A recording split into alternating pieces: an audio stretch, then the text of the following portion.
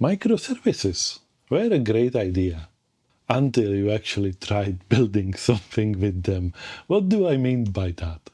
You broke your monolith into 86 different services.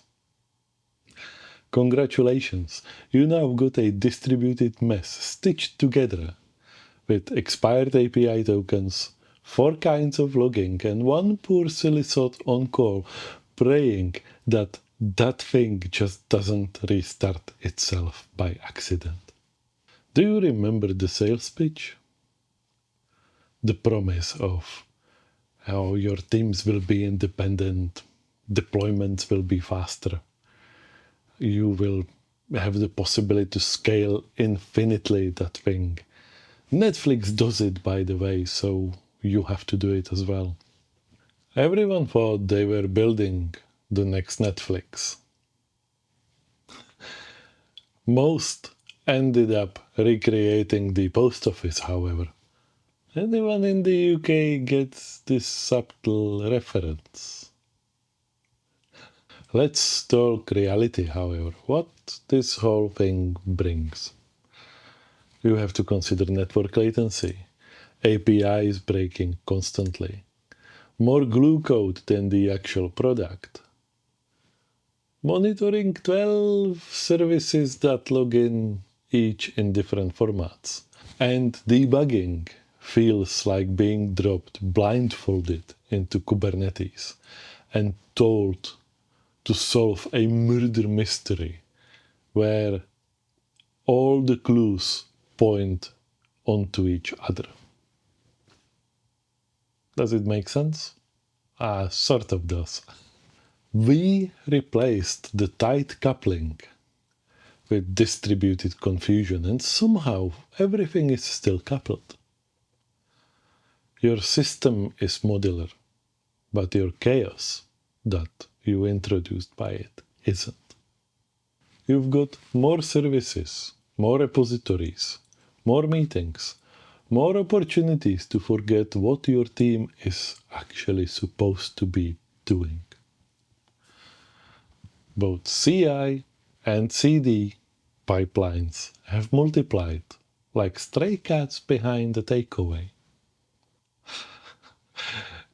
Testing now requires a village and possibly a priest as well, depending on whether the staging environment is feeling somewhat cooperative. Half of your team is knee-deep in boilerplate. The other half is stuck in Slack, trying to remember which version of a library quietly broke the staging and whether anyone fixed it or simply renamed the branch and pretended that problem never existed and nothing ever has happened. You used to have one large application that was difficult to deploy. Now you have dozens of smaller ones that are impossible to understand and somehow manage to depend on each other in exactly wrong order. But at least you can deploy them independently. As long as 3 other teams approve the pull request and no one is off sick. Let's check on the humans too. The dev teams, they're spending more time on plumbing and configs than on features. Platform engineers, smashing their heads with Helm charts. On call, they're living the fear of cascading failure, tracing root causes through dashboards that look like heat maps of a small war. And onboarding? Don't even mention that. The new guy just spent 3 days trying to get the dev environment up and running locally. He hasn't seen the app yet, but he's an expert on internal DNS, routing, and VPNs now. So that's nice. He's been productive. You wanted autonomous teams? Well, you've got distributed misery. Let's be fair for 30 seconds.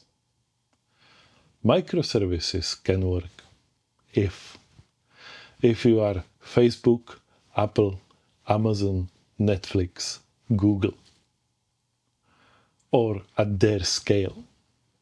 And assuming you've got platform maturity, experienced teams, bulletproof release management process coupled with CI/CD, and the discipline of a Swiss watchmaker. If you already mastered monoliths and you are bored, then sure, go for microservices. If not, well, the truth is, most companies don't need microservices. You might be wondering what they need.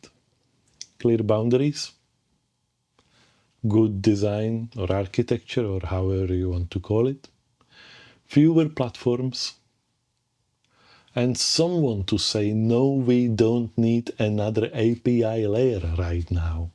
That is the last thing we need. I've seen monoliths in my past, and they can scale just fine, especially if they're modular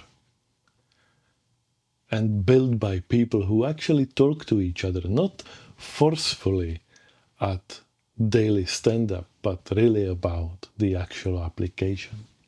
And if you can't keep your monolith clean, splitting it won't help. You'll just make a distributed mess with prettier diagrams. Microservices were a mistake.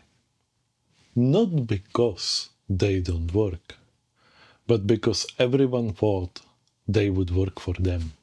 You didn't design a system. You followed the trend. Then packed the chaos into containers wrapped in a Docker Compose file. And you then called it the architecture. Now, everything is on fire and no one knows who owns what. And on that note, tag your favorite platform engineer, the one who wrote your service mesh and then quietly left the company. They will feel seen. Like, subscribe, and tune in the next time for more uncomfortable truths, enterprise delusions, and infrastructure-flavored reality checks. Skeptikal Techie, over and out.